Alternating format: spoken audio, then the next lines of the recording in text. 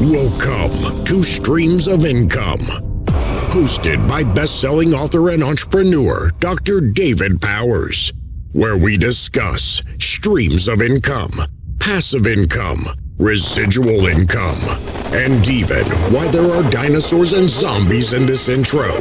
Fasten your seatbelts and get ready to dive in. Hey, everybody. Welcome to the Streams of Income podcast. I'm here with Jon Sanders, an amazing guy. And before he even talks, I don't know if you're watching the video or listening to this, but this dude sounds like a mix between James Earl Jones and John Maxwell. I mean, like total preacher voice. And you're going to understand why he's got a preacher voice, too. But he's pretty amazing. And before he comes on, though, I want to apologize on behalf of him. I just got over the flu, and if I start coughing and sneezing and snotting and everything, it's not his fault. He sounds amazing. I may not. And just so don't puke on me, all right? Yeah, I'll spray the screen. So Jon Sanders is with us, and man, Jon, you were into so much and have been into so much over the years, but your main thing now, though, I guess we'll start at the beginning or the end, and then we'll rewind. So what is your main thing right now? Well, that is the $1 million question, and thank you for the very kind intro, and thank you for having me on the show.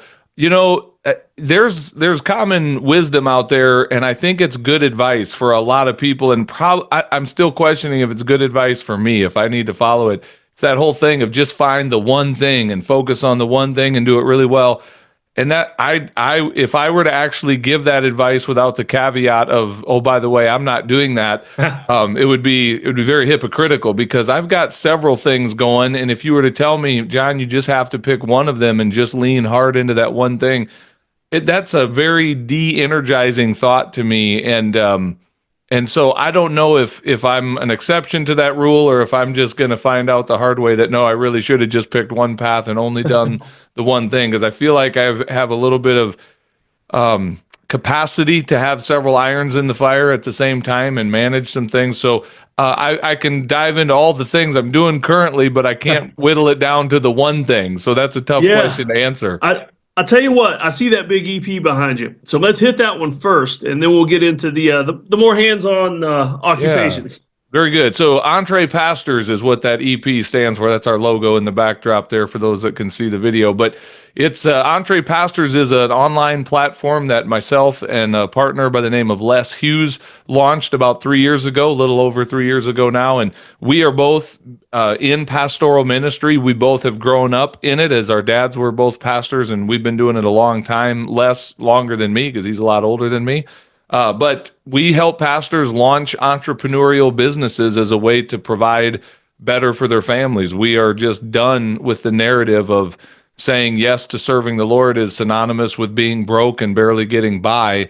And our answer to help pastors get paid better is not, let's try to help figure out how to get more out of the church budget or the offering. That's usually a very uphill, sometimes even impossible challenge, just with the real limitations that many small churches face, and then also just the stigma and the narrative and the mindset around pastors shouldn't make much money. So our solution is not, how can we get more out of the church? It's, let's get you out into the marketplace, help you figure out how to solve a problem for someone in the marketplace around a business or a side hustle that you're doing, and get paid for doing it. And the sky is the limit at that point. We can remove that ceiling on your earning potential and really help you, whether it's just a little bit of breathing room you need each month for your family, or if you really want to build a significant business that would be an asset to pass on to to your family in the future or whatever, we'll help you build that and grow that. So that's what Entre Pastors is. Yeah. I'm a little confused, because I was under the impression that pastors were supposed to live in the house provided by the church, 6 kids in 1 bedroom, always drive a car at least a year older than anybody else in the congregation, and only have hand-me-down furniture and clothing. You mean pastors are not supposed to be that way? We're trying to break down that narrative. The reason you think that way is because you grew up in church, I'm guessing, and that's just Independent Baptist, man. Yeah, amen. And me too. And that, it's nobody taught me that that's what ministry was. It's just what was given to me. It's what was modeled to me. I didn't question it until I did. And then it was like, once I started questioning it, I'm like, this is This is silly. How this model that we've built around traditional full-time vocational pastoring that has pastors 100% dependent upon a church that doesn't pay them very well to begin with. They can be sent down the road at any point if, Gladys gets mad about something that happens in the church. And I just love, I think it's really healthy, not only for the pastor, but even for the churches they lead. It's really healthy when the pastor is thriving financially and not in destitute dependence upon the church for some scraps to live on. And so I have just boldly come to the place of declaring that message and that mission. And it doesn't sit well with everybody. More and more people get it and they're like, yeah, that's good. But there's still that old school mentality of like, no, I'm kind of comfortable with a pastor who's broke and not making it very well. Like that makes sense to me. I'm not really comfortable with the thought of a pastor who runs a 7-figure business or a 6-figure business in addition to leading a church. It's really hard to control a pastor who doesn't need my money and doesn't need the paycheck that we're signing. So that's a real thing. I know it sounds cynical, but it's a real thing. And we're helping set pastors free from that all over the country. Yeah, that's amazing. And where do people get in touch with that, Entre Pastors? Yeah, if you want to learn more there or connect with any of our programs or our podcast, if it's entrepastors.com. We just took the word entrepreneur and shoved it up against the word pastor, and we made a new word, entrepastors.com. All right. I love it. And before I forget, another reference to behind you, if you want to give a shout out, didn't somebody design your background there for you? Well, my son helped me with the camera. My son is incredible with video stuff and lighting, so he helped kind of set up my studio. The backdrop's nothing fancy. It's just a lot of books that I've read, organized in color-coordinated rainbow effect there, but my wife helped me color code those books. But other than that, the lighting is all, my son just kind of helped me with the backdrop on all that. So it was a huge upgrade from the webcam that I had been using before that. Yeah, I've just still got I'm in a basement office, and so I got the old fireplace, and it's an old farmhouse, and so I've not remodeled anything yet. We're going to eventually just burn this thing down and build another one. Yeah. But You could do some cool stuff with what's behind you, though, just some lighting and stuff. That fireplace is cool, man. It kind of fits your vibe and everything. So just a little bit of work, we could really have that popping for you. So. Yeah, definitely. So you said you're still involved in pastoral things. So are you on staff somewhere, or just more of an evangelist type, or what? Yeah, no, I am on staff at New Life Church in downtown Sioux Falls. I've been there for about the last 2.5 years or so in a formal capacity. I preach about once a month, which is really it's enjoyable for me because it's not nearly the lift that I was doing when I was a lead pastor preaching almost every weekend. And still lets me be in the game and use some of my gifts there, but not carry near as much weight as I used to as a church planter and lead pastor for many years. So I still enjoy it. Yeah, okay. And Sioux Falls, remind me where that is geographically. That is in South Dakota, almost up to Canada, but not quite. Okay, almost at the top. No, I lied. We're in southern South Dakota. It's just cold, so people don't know where the Dakotas are. They don't even know there's 2 of them. So we're so forgotten out here in South Dakota. It's crazy. But no, we're in the southern part of the state. What is it? Rapid City, where the that's on the west side. That's on the complete opposite side of the state. That's in the Black Hills, where you've got like Mount Rushmore and Custer State Park and the Sturgis Bike Rally. You got a lot of tourist stuff going on out there in the west side.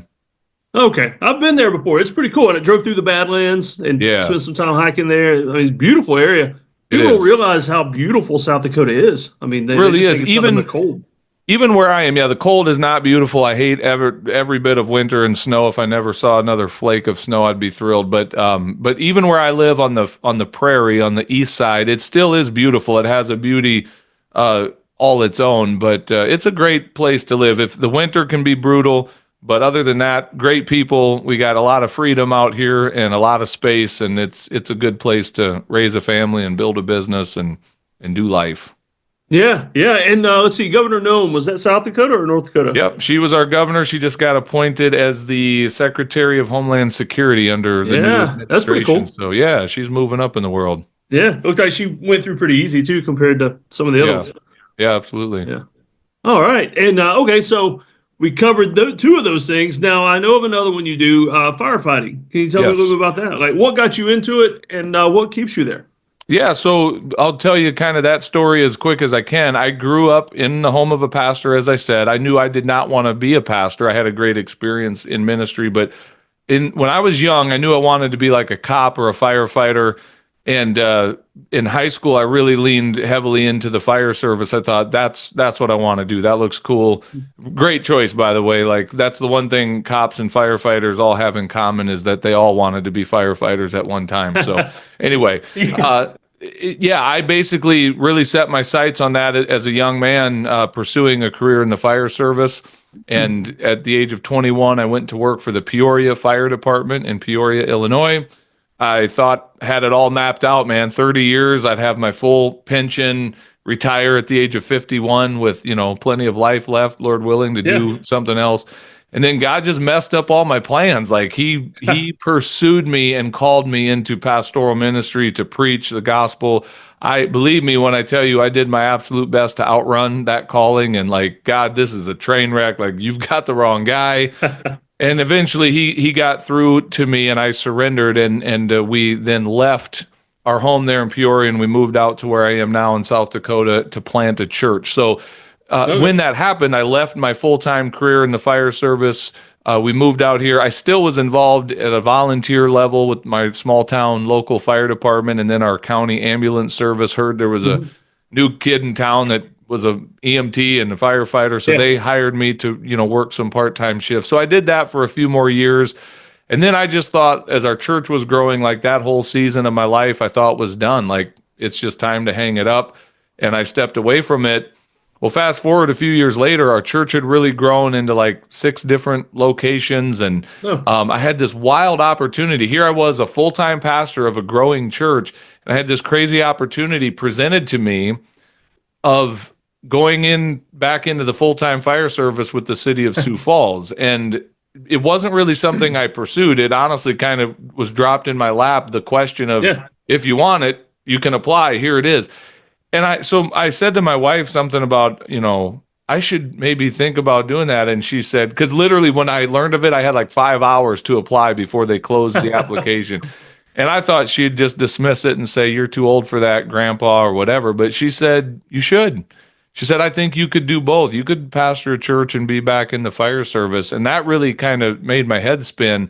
By the way, that's a little bit behind the Entre Pastors foundation, because I had to go through some real soul searching. Like, is it okay for a pastor to have 2 jobs when technically he's making a massive $50,000 full-time salary and doesn't need the money? I thought. And so yeah, like I really, in that season of praying and seeking God's permission and blessing in that, I really sensed peace. It took a year. It took literally 364 days from the day I applied to the day they hired me. It's a very long, grueling testing process, a lot of waiting. And somewhere in that journey, I really just got this incredible sense of peace. Not only that God was saying it's okay, but that he was going to give it to me. I came home from a 5-mile walk one day and I just told my wife, I said, I'm pretty sure God told me he's going to let me have the job and he's giving it back to me if I want it.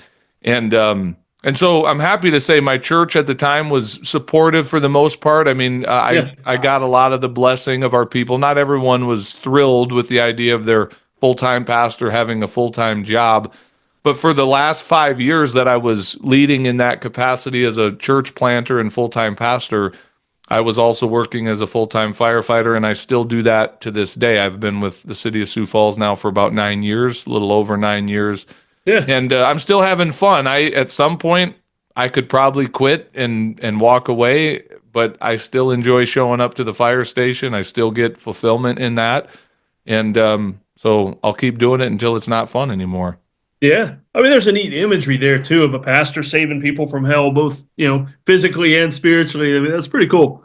Yeah, I don't do the saving, but I get what you're saying. I can be the mouthpiece and the hands and feet and all of that. So, yeah, it is kind of a cool imagery to think that. And by the way, I've noticed, just because I've had my feet firmly planted in both those worlds of pastoral ministry and first responder, firefighting, EMS, like there are a ton of similarities between those two roles. There really are, beyond just the eternal thing. Like there's so many similarities because in their own right, pastors are first responders to trauma.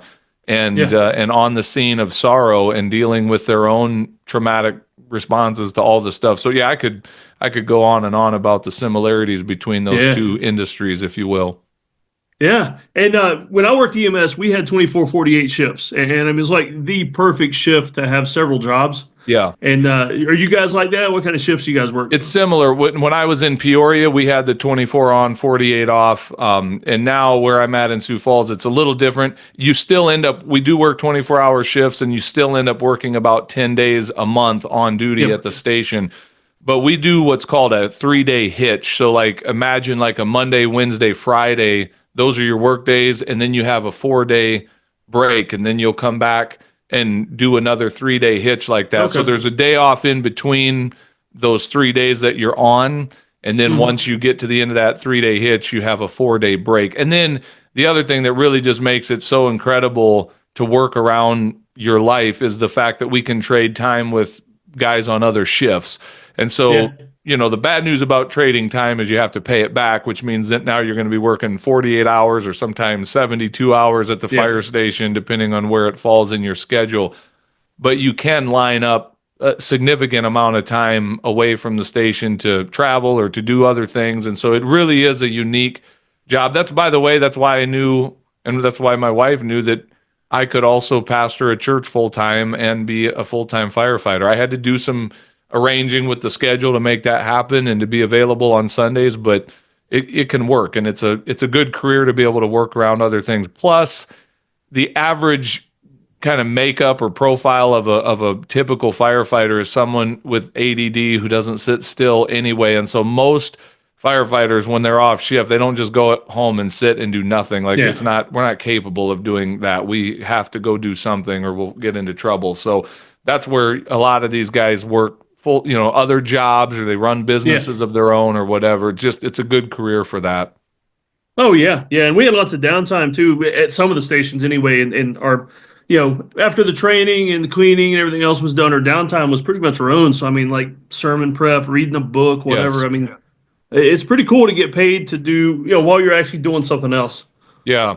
And like on one hand, they don't want us broadcasting that, and I get it. And on the other hand, it's like, well, I mean, I can sit and watch TV, or I can sit and read a book that's helping me develop something, an idea or something else. So yeah, I try to use my downtime at the station wisely and use it for things that matter more than just, you know, watching TV or scrolling Facebook. Not to say we don't watch TV and scroll Facebook at the station every now and then, but yeah, there's plenty of other like real work to be done there. But then because you're there for 24 hours, you're going to have a little bit of downtime and some free time to yourself, and it's up to you how you want to use that, I guess. I try to use it productively.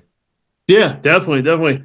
All right, so let's move on into the handyman business. I see your posts, and we've talked about that a little bit. So in addition to all this other stuff, you run a handyman business, a thriving handyman business.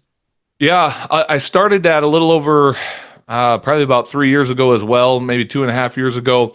And the true story behind why I started that is I had income that was coming in from a coaching business I had started from a different platform I had built for pastors called the Small Town Big Church Podcast. I was creating content really for like small town rural church leaders, and I started doing some coaching around that and developed some income, a significant stream of income. Well, eventually, as I got more and more keyed into this Entre Pastors message, I decided to sell that other platform altogether unless I started this new platform called Entre Pastors. So what was happening is my income was kind of starting to dwindle from some of those other coaching clients as they would time out or whatever and move on.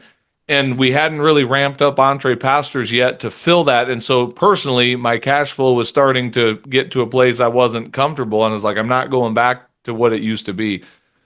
I had done enough interviews through the Entre Pastors podcast of pastors who are out in the marketplace with businesses of their own. And the ones that I saw who were thriving the most, or maybe I should say the quickest, were those who were willing to go do a service-based thing. Like it was such a common story to hear a pastor say, I started a little painting business, and within 6-8 months, we paid off all our debt. You know, we were able to do X, Y, Z.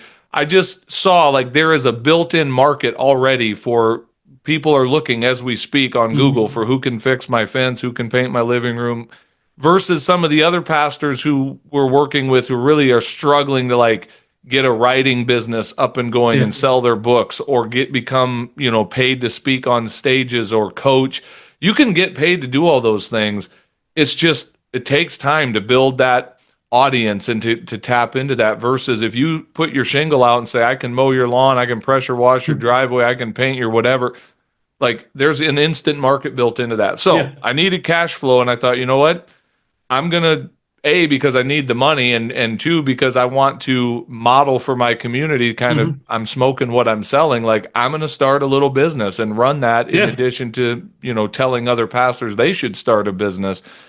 And man, it was just incredible. I got into that, and just immediately what I started to find is there's a huge market for it.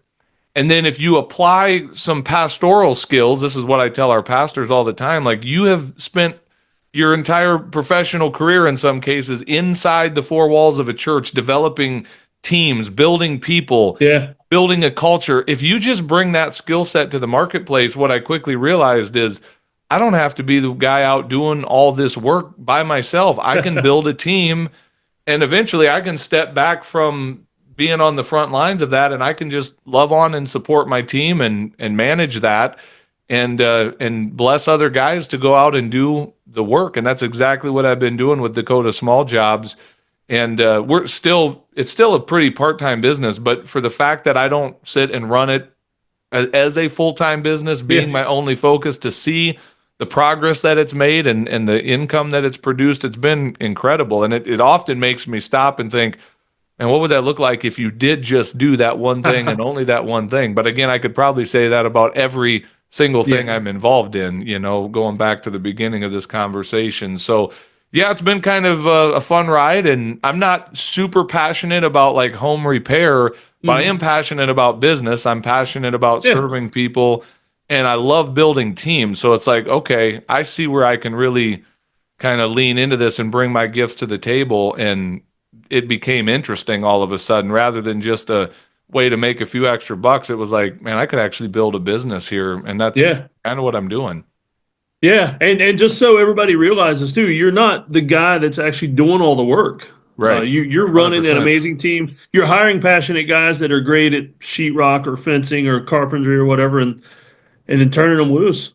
Yeah. And I'll add this too, to anyone in that space, if you're thinking about going into the home services space, if you are a professional person, if you're clean cut, if you're kind to people, if you have emotional, just even a little bit of emotional intelligence, you are miles ahead of so much of your competition. And I'm not saying that to be critical or ugly.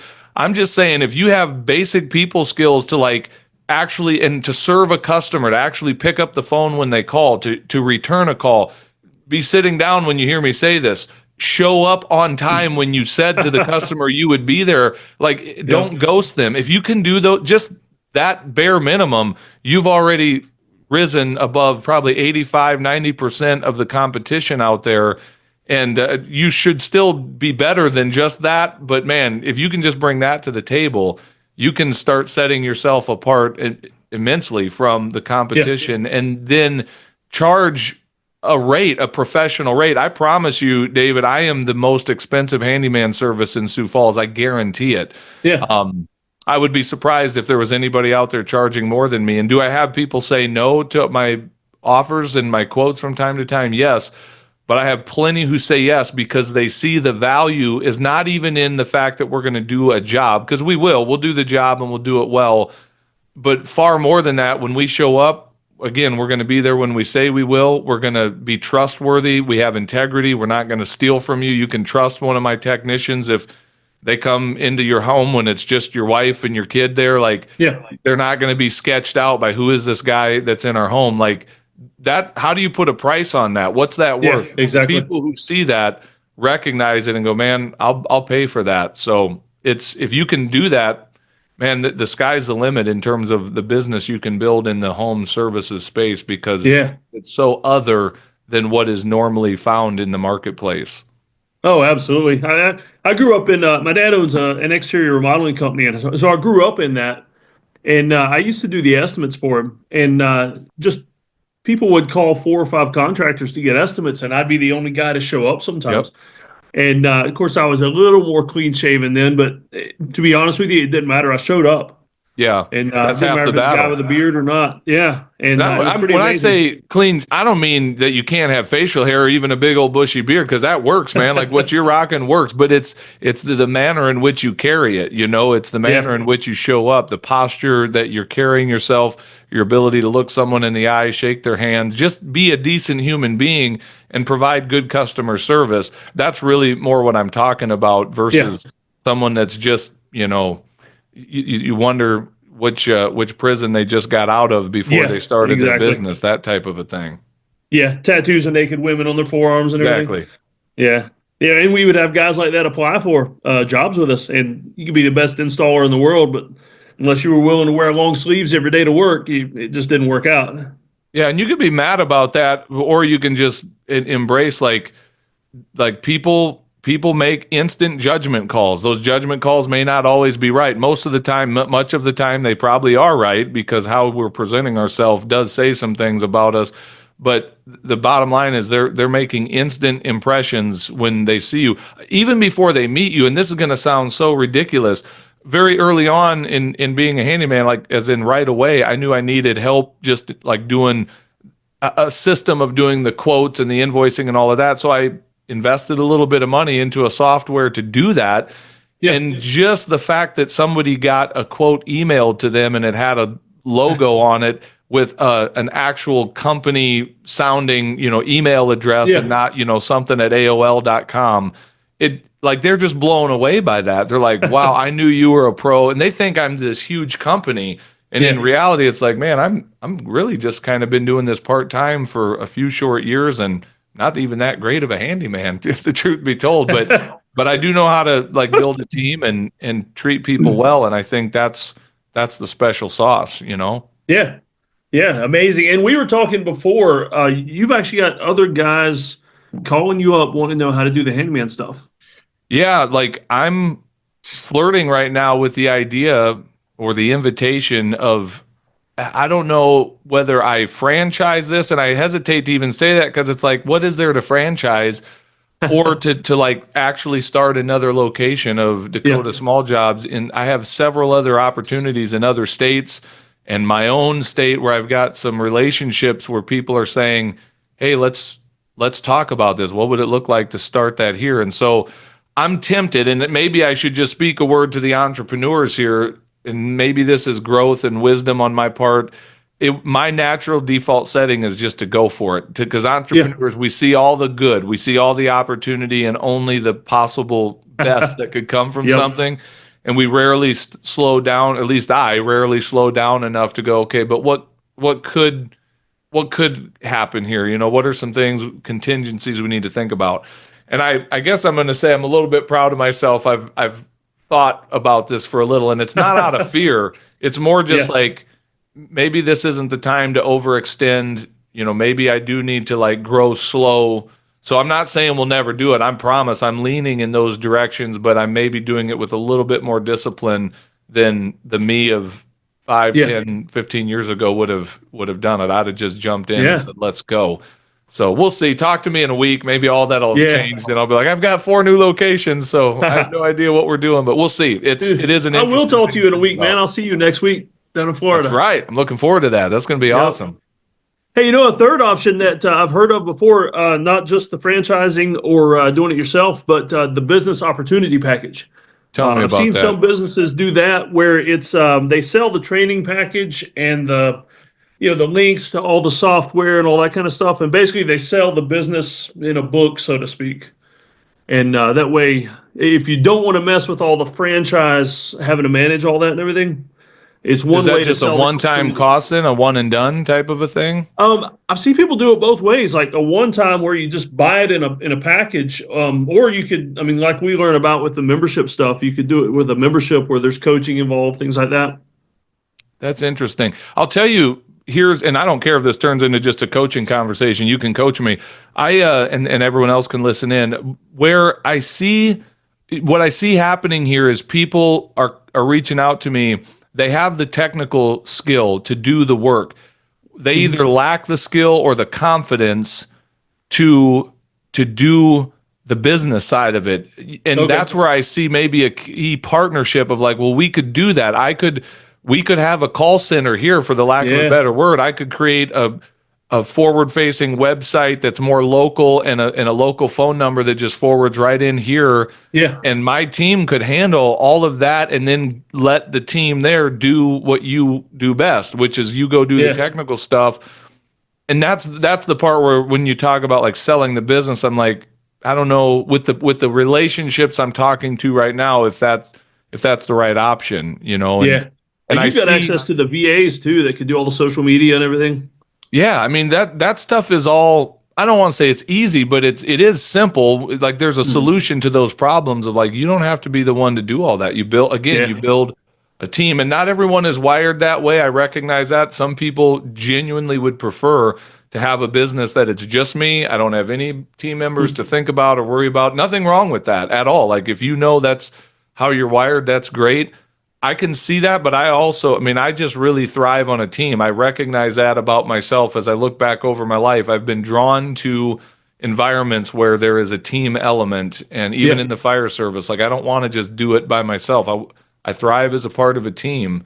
And so I'm good with that, and build the team. That's to me is the solution to a lot of problems. It's not, there's the book out there, Who Not How, rather than wrestling with the question of how do I do this, it's who do I get to do this? Who can do this for me? Yeah, man, I like this. I'm looking forward to hearing more about this as it develops. Yeah. Yeah. All right, so we've got one other business too. I don't know if that's what I was going to ask you, what I missed. Yeah, so the other one that we just launched back in the fall, my son and I launched a custom blinds, window treatments, shades, shutters, all of that. 605 Blinds is the name of that. 605 is the area code for the entire state of South Dakota. So it's kind of a thing up here. There's 605 whatever, and so we named our company 605 Blinds, and we're getting. And I'll tell you, it's so much fun. My kids are older. My oldest son is 25 at the time of this recording. My youngest son is 18, soon to be 19. Like, it is so much fun to have those guys involved in these businesses and to be doing it with them. Like, because eventually someday, if we do this well, this will be something that I can hand off to them and as an asset for them to continue to run with if they desire. I mean, I'm not going to force them into that mold, but I can see where this would be something that would really let us as father and sons do some really cool stuff together, even beyond the business itself. Just what kind of projects do we want to build together? What do we want to invest in together? What do we want to, be generous to together? And what kind of legacy and impact do we want to make through our family's business endeavor? So it's kind of fun to think about. I'm enjoying it a lot. Yeah. Well, in terms of niching too, I like the idea that you didn't just try to do both of those things as the handyman. Like, that there's enough specialization in blinds and window coverings that it's its own thing. Yeah, and a quick backstory there. My brother has been in that space for 20 years, so I've watched him. I've had kind of a front row seat to watch him really build a successful thing. And then I've hired him, my son and I have hired him as our coach for the first 5 years. He literally has a vested financial interest in seeing our business thrive. So he's been instrumental in helping us get that up and off the ground. But to the handyman thing, that's one of the frustrating things about that work is like you're a jack of all trade, a master of none, and you'll never get away from that. There's always going to be a need for that person who is a generalist, who can just kind of come in and do a lot of things. But from the beginning, I've often said, man, it'd be cool if you just had a business that did this one thing. You only carried the tools for that one job.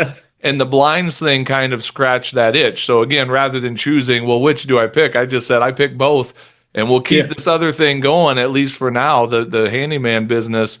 And then we'll build this. So, and again, I'm not doing these all by myself. I'm bringing others into the project with me and getting more accomplished together. That's why I completely stress, again, just working with a team and working with and through other people. Yeah, that's pretty cool. I like all this. It's just the breadth of everything that you do, because a lot of people, they run into exactly what you talked about. Everybody tells them you can only do one thing and do that well and don't try to do anything else. But some of us, I mean, whether you call us multipreneurs or whatever, I would get bored if I only tried to do one thing. I mean, that would just be miserable to me. Yeah, I think, and I want to be really careful and clear on this. I still think that's good advice. I really believe, like, sometimes I'm a little jealous of people who just have the one thing. I'm like, that must be Yeah. kind of cool. But I think that's where I've come to ask the question of myself, like, is this a flaw in me that I constantly, have these irons in the fire, or is it a feature? Is it part of who and how God made me to operate, and how to be and how to operate is that I do have capacity to do several things at once. So I don't know. The jury's still out on that, but I'll let you know when I figure it out if it's a flaw or a feature, I guess. Yeah, exactly. All right. So is there anything else I've missed? Any other like active streams of income that? Man, those are the big ones right now. I mean, that's the various things that I'm doing to bring income in. I have a lot of thoughts of other maybe more passive things I'd like to get into as I continue to generate income. But again, as Yeah. an entrepreneur, I see opportunity everywhere. So every time I'm scrolling a TikTok video, I'm like, "Ooh, that looks like a cool business. We should start that." So, I don't know where I'll be 5, 10 years from today, but I promise if I'm still here and have health and breath, I'll be doing something with building and buying and selling businesses because Yeah. I just enjoy it. I've come to find a lot of joy in it. Yeah. Cool. All right. So I'll start closing out. So I got two big questions for you to kind of close out. The first one, it may be maybe the hardest question I've asked you the whole time. What are the prospects for the Vikings next year? Ooh.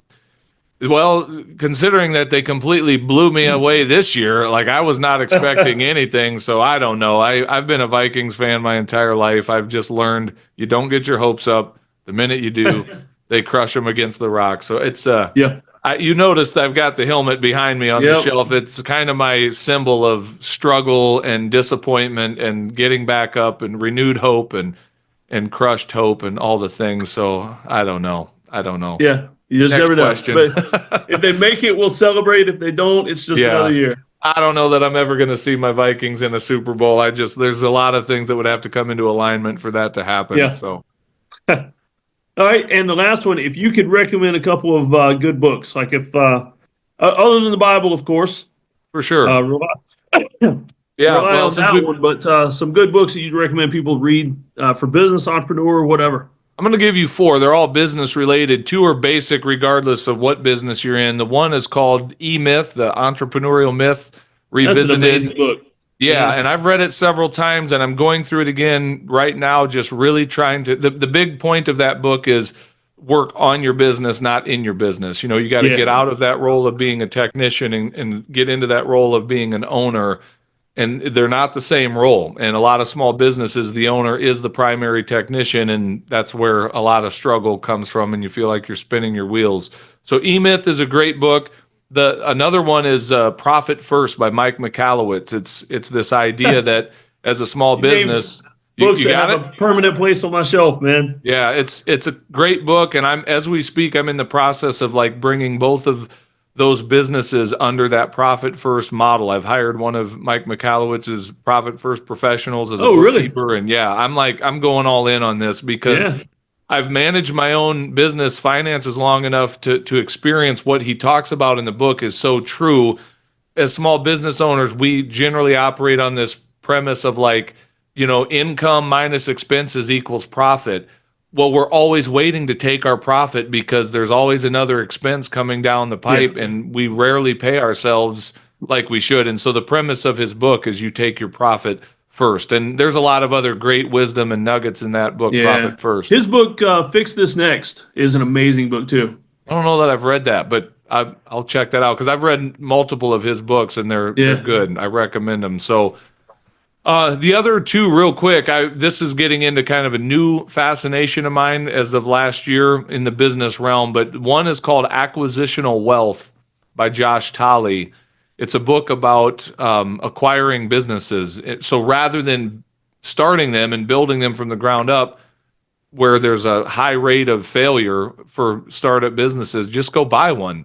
And we're coming into a season where, with this baby boomer generation aging out, there are going to be millions of business owners looking to unload their businesses. And there's not a lot of people just waiting to buy them.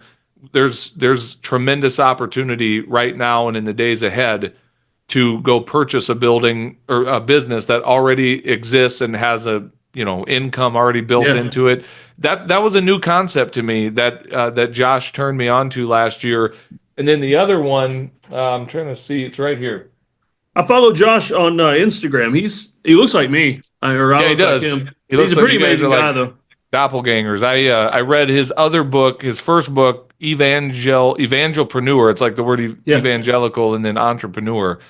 And then I was like, ooh, I need to get this guy on our Entre Pastors podcast. And when I looked him up, I saw he was just coming out with this acquisitional wealth. And I started listening to his conversations around that. And I was like, this is really interesting. And so in that same vein, I just bought this book, Main Street Millionaire by Cody Sanchez. He's going to pick it up. Have you read it yet? I have not. I've been drinking her Kool-Aid lately, though. Dude. You were talking about the boomer businesses. This is it. Like, this is basically a similar message of Josh Tolley's book. It's making the case for buying a business instead of starting one and then giving you some, step by step, this is how you do it. So I'm fired up having read those books. I'm excited about it. I've not done it yet. I've not bought a business, but I'm starting more and more to think that way. By the way, I'll just tell you a quick story, David. You'll love this. Last week I was with mastermind I'm in down in Orlando. We met together, and one of the members of our group was saying how he's in an older historic home in the Northeast, and he's wanting to get central air installed, and he's looking down the barrel of a $45,000 bill to have that done. Wow. Guess what he said he's going to do? He said, a few blocks away from me, there's an HVAC company that I can buy that is already cash flowing a $200,000 a year salary. He said, I'm going to go buy that business and have them do the work on my home, and then maybe in a few years sell it. He said, for $50,000 down, I can buy that business. And I'm like, see, that's how wealthy people think. Like, that's brilliant. Like, instead of spending $45K, go invest $50 on a business to have the business do the thing. It's like, I was just blown away by that, man. Like, that was worth the price of admission right there, just to think like that. So there you go. Awesome. I tell you what, now that I know you've got this book, I'm going to start reading it today. So next week we can talk a little bit about it. Because I got into all this, and because my dad is aging, he's at the boomer age where he should have sold his business years ago. And but the job is the business. Like, he is the business. If he stepped away, it would die. Okay. And so that's what he's facing. And it's why nobody wants to buy it. Who wants to buy an 80-hour-a-week job? What does he do? What's it in, the business? It's the exterior remodeling. Yeah, and he's the only guy that just works for himself. Him and a couple of old guys. Yeah, well, we should talk about that. That's what I'm facing. Is you got me thinking now, though. I mean, could he's got all these years of experience. Would a handyman type business be easier for him to manage?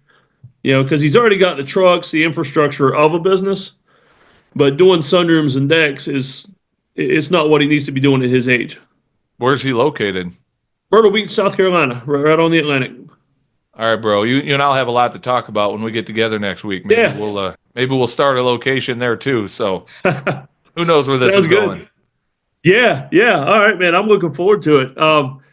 Tell you what, we've covered a lot here. Anything else you want to throw in that just to leave for the viewers, listeners? Just a word of encouragement. I don't know what all the, who the makeup of your community is, but I'll tell you one thing I tell pastors often, and I usually close out when I get interviewed on a podcast, and they'll say, is there any last words you want to leave? Yeah. I'll often tell pastors, you have way more freedom than you've been led to believe. And that might carry a little bit different implication depending on, the beliefs of your audience and what they, kind of what their worldview is. But a lot of pastors feel like they're very locked into this, this one way of doing ministry, and there's a lot of heaviness around it of I'll disappoint God if I do something different or whatever.